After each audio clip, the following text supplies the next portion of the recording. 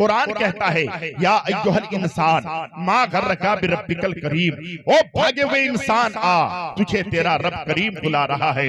आज लोग कहते हैं मरने के बाद कब्र में जो है कीड़े मकोड़े के घर में इंसान जाएगा, अंधेरी कोठरी में इंसान जाएगा, सांप बिच्छू के घर में इंसान जाएगा, रोएगा, चिल्लाएगा, पुकारेगा, कोई उसकी आवाज सुनने वाला नहीं होगा। खुदा की कसम ये हकीकत है। लेकिन अगर कोई इंसान अल्लाह रब्बुल इज्जत का सच्चा बंदा है और वो इंसान अल्लाह से प्यार करता है, फजर की आजान होती है, रब की बारगाह में पेशानी झुका लेता है, जोहर की आजान होती है, रब की बारगाह में पेशानी झुका लेता है, असर की आजान होती है, रब की बारगाह में पेशानी झुका लेता है, मगरिब इशा का वक्त होता है, खुदा की बारगाह में अपनी पेशानी झुका लेता है। सच बताइएगा, जब एक माँ बेटा अगर दिल्ली चला जाए, 1 महीने के बाद अगर बेटा वापस आता है तो माँ कहती है ऐ मेरे लाल, तेरे लिए मेरा जो है पूरा कलीजा जो है बिखरा हुआ है, आजा बेटा, मैं तुझे अपने सीने में समेटना चाहता हूँ।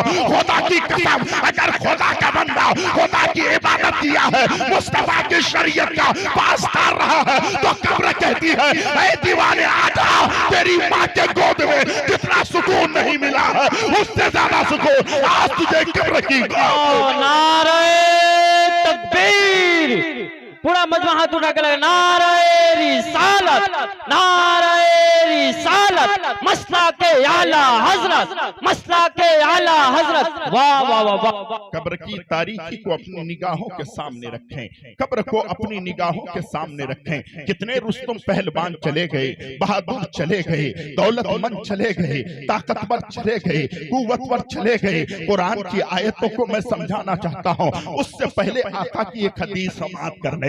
आका फरमाते हैं अद्दुनिया जीफतुन व तालिबुहा किलाब, ये दुनिया मुर्दार है, इसके हासिल करने वाले कुत्ते हैं। इसी दुनिया के लिए हमने नमाज को छोड़ दिया, इसी दुनिया के चक्कर में हमने रोजे को छोड़ दिया, इसी दुनिया के चक्कर में हमने हज को छोड़ दिया, इसी दुनिया के चक्कर में हमने सारी चीजों को छोड़ दिया। इसीलिए कुरान में अल्लाह के नबी फरमाते हैं, अहादीस पाक है, अद्दुनिया जीफतुन व तालिबुहा किलाब, ये दुनिया मुर्दार है, इसके हासिल करने वाले कुत्ते हैं। या नबी अल्लाह, आपने गिद्ध क्यों नहीं कहा, आपने चील क्यों नहीं कहा, आपने शेर क्यों नहीं कहा, आपने परिंदा क्यों नहीं कहा, आपने कुत्ता क्यों कहा है? तो अल्लाह के रसूल फरमाते हैं, आप देखे होंगे अगर कहीं मरा हुआ जानवर मिलता है तो एक जानवर तन्हा नहीं खाता है, बहुत दूसरों को भी बुलाता है, वो भी खाता है, दूसरों को भी लेकर के खाता है। अगर एक परिंदे को मरा हुआ जानवर मिल जाए, वो काय काय कहता है और दूसरे को बुलाता है, वो भी खाता है, दूसरे को भी खिलाता है। अगर कोई गिद्ध को कोई जानवर मिल जाए, वो तन्हा नहीं खाता है, उसको बुलाता है, बिरादरी वालों को लेकर खाता है। लेकिन किसी कुत्ते को कोई अगर हड्डी मिल जाए, वो तन्हा खाती है, किसी को करीब आने नहीं देती है। आज के मुसलमानों का हाल यही है, अगर वो खुद अमीर है तो दूसरों को गरीब देखना चाहता है, कभी ये नहीं चाहता है मेरा भाई अमीर हो जाए, मेरा पड़ोसी अमीर हो जाए, मेरा पड़ोसी पैसे वाले हो जाए। खुदा की कसम, कुत्तों की मिसाल आज के इंसानों की है। नबी 1440 साल पहले इरशाद फरमाते हैं, दुनिया जीफतुन व तालिबुहा किलाब, ये दुनिया मुर्दार है, इसके हासिल करने वाले कुत्ते हैं। हज़रात जरा गौर तो कीजिए, जरा जहन को करीब तो कीजिए। आपको जहन में मैं बात को जब तक बिठाऊंगा नहीं, जब तक मैं लौट कर जाऊंगा नहीं। कब्रिस्तान में इतने बड़े बड़े लोग जाकर पड़े हुए हैं, कब्रिस्तान की मिट्टी उन्हें खा ली है, कब्रिस्तान की मिट्टी ने और कब्रिस्तान के कीड़े मकोड़ों ने उसे ग़िज़ा भी बना लिया है। क्या तुम्हें नहीं मरना है? क्या हमें नहीं मरना है? क्या यहाँ के लोगों को नहीं मरना है? आज उलमाए किराम की शान में लोग गुस्ताखियां करते हैं, तो लोबा की शान में लोग गुस्ताखियां करते हैं। एक बात मुझे याद आती है, कभी आपको ऐसा मयसर आया हजरत, अगर पैसा आ गया तो लोग जलसा कर लेते हैं, दौलत आ गई तो बड़ा प्रोग्राम कर लेते हैं, लेकिन कभी आपके दिल में ख्याल पैदा हुआ कि मौलाना अजीजुर रहमान साहब के मदरसे के तलबा को मैं बुलाओ कि सुनिए आप मदरसे में मेरे नबी के मेहमान हैं, एक काम कीजिए ना, मेरे बाप दादा कब्रिस्तान में है, मेरा पड़ोसी कब्रिस्तान में है, है, पूरा गांव वाला कब्रिस्तान में है। हजरत आज आपका बच्चा कब्रिस्तान से गुजरे, अल्लाह अकबर, आका फरमाते हैं अगर कोई तालिब इल्म, कोई मदरसे का बच्चा अगर कब्रिस्तान के तरफ से वो गुजर जाता है तो अल्लाह के नबी फरमाते हैं कि अगर वो उधर से गुजर जाता है 40 दिन के लिए सारी कब्र के ऊपर से अज़ाब अल्लाह उठा लेता है। आप जरा गौर तो कीजिए, जो उसको कभी आप बुलाते नहीं हैं। एक बात मुझे यहाँ याद आती है हजरत, अल्हम्दुलिल्लाह महमूद गजनवी का नाम आपने सुना है। महमूद गजनवी बहुत बड़ा बादशाह गुजरा है।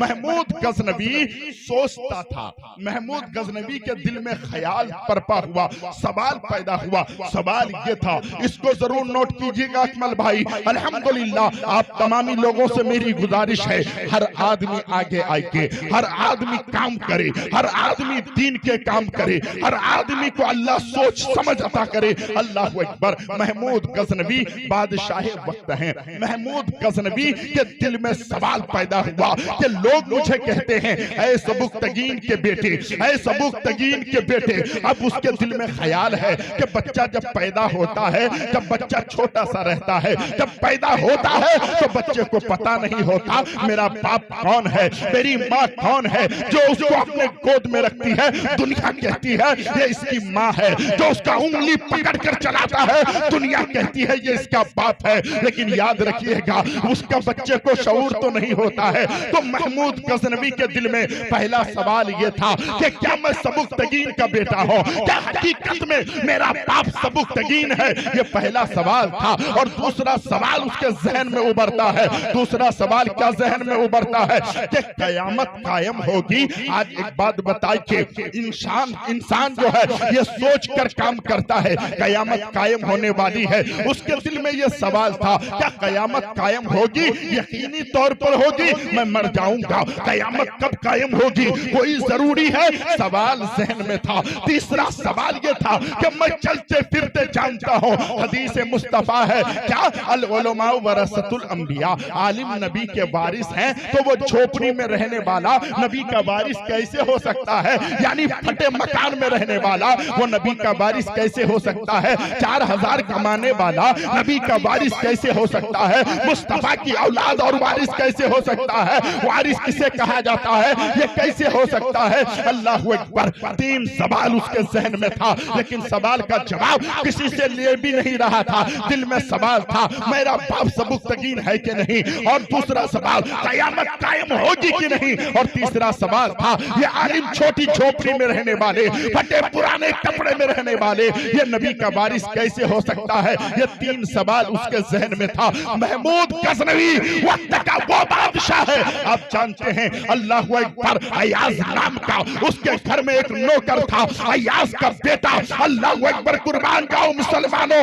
देखिए जैसे ही वो बादशाह के घर में काम करता था, महमूद गजनवी उस जात का नाम है। महमूद गजनवी कहते हैं अयाज के बेटे इधर आओ। अल्लाह अकबर। वो डर गया, बादशाह आज मेरा नाम लेकर नहीं पुकारा है, बल्कि मेरे बाप का नाम लेकर के पुकारा है। अयाज के बेटे इधर आओ। परेशान था, बादशाह मुझसे क्यों नाराज हो गया है, मैंने कौन सी गलती की है, मैंने कौन सी खता और पाप किया है, मैं कौन सा मुजरिम हो जो आज मेरा नाम बादशाह ने नहीं लिया है।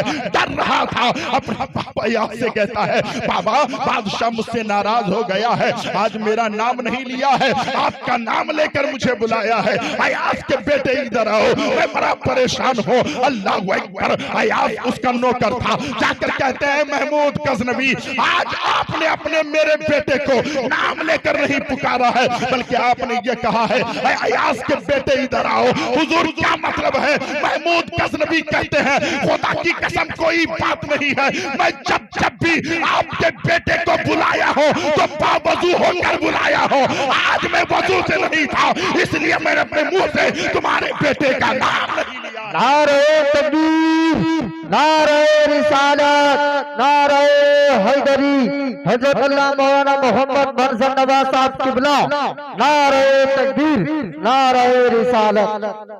तीन सवाल उसके जहन में था। पहला सवाल था, मैं सबुक्तगीन का बेटा हूं कि नहीं, कयामत आएगी कि नहीं, कायम होगी कि नहीं, और ये आलिम नबी के कैसे वारिस हैं। तीन सवाल जहन में था। घोड़े पे सवार होके जा रहा है। अल्लाह अकबर। रात की तारीकी है, रास्ते से जा रहा है।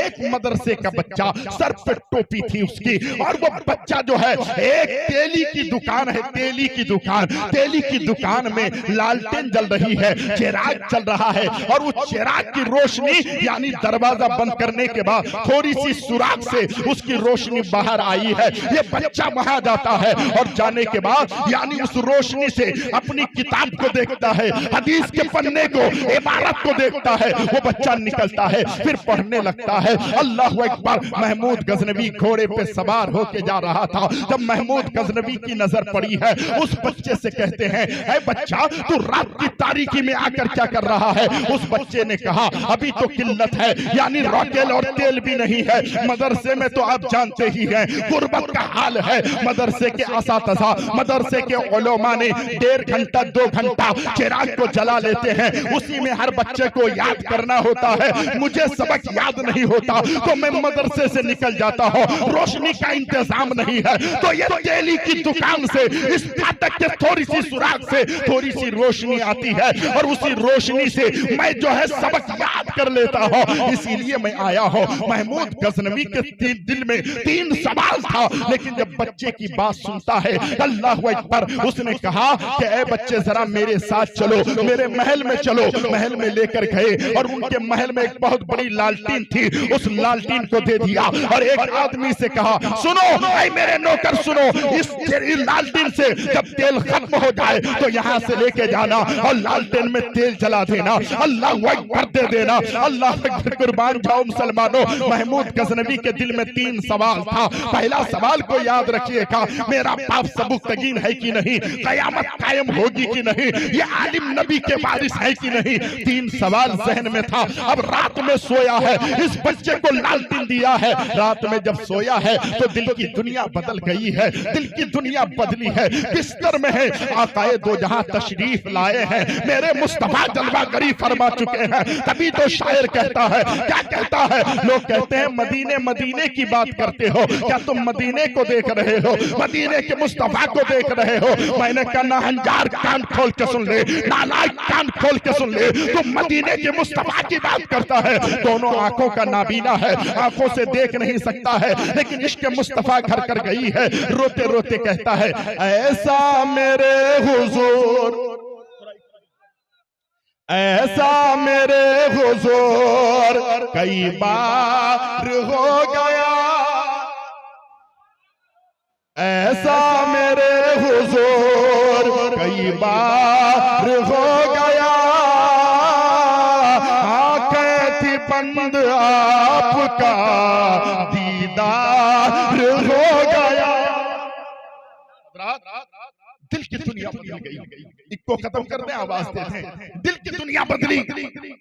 रात में बिस्तर में सोया, मेरे आका तशरीफ लाए। देख रहे हैं नबी तशरीफ लाए हैं। मेरे आका सल्लल्लाहु अलैहि वसल्लम ने इरशाद फरमाया, ऐ महमूद गजनवी, तेरा सवाल क्या है? तेरा सवाल क्या है? महमूद गजनवी ने नबी को देखा, कब कभी तारी हो गई, मुस्तफा की जलवागरी हुई है। आका ने फरमाया, ऐ सबुक्तगीन के बेटे, सुभान अल्लाह, जोर से बोलो, जोर से बोलो। नबी ने एक जुमले में सबुक्तगीन के बेटे महमूद गजनवी के 3 सवाल का जवाब दिया। मेरे आका ने फरमाया, ऐ सबुक्तगीन के बेटे, क्या मतलब? तुम्हारा बाप सबुक्तगीन ही है। शक खत्म, सवाल खत्म। तूने मेरे वारिस के लिए तेल का इंतजाम किया, सुभान अल्लाह। सवाल 3 था, जवाब देखिए एक ही है। आका ने फरमाया, ऐ सबुक्तगीन के बेटे, तूने मेरे वारिस के लिए तेल का और चिराग का इंतजाम किया। कल मैदान महशर में मैं तेरा शफी बन जाऊंगा, मैं तेरी मग़फ़िरत। लोगों जरा ज़हन को करीब करो। कब्रिस्तान कौन आता है भाई? एक बुजुर्ग थे, बहलूल दाना, क्या नाम था? जानते हैं ना? नाम सुने हैं? शायर कहता है, था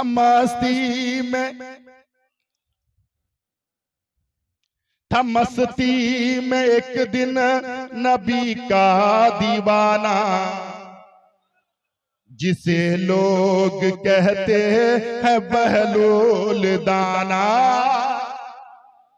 सिराज भाई, था मस्ती में एक दिन नबी का दीवाना, जिसे लोग कहते हैं बहलूल दाना। वो मिट्टी का छोटा घरौंदा बनाकर, वो मिट्टी का छोटा घरौंदा बनाकर ज़ुबैदा को जन्नत अता कर रहे हैं। ये आशिकी है, ये दीवानी है। खुदा की कसम मेरी आवाज आज ही खत्म हो जाए, कोई परवाह नहीं, ये आवाज देने वाला मेरा रब है।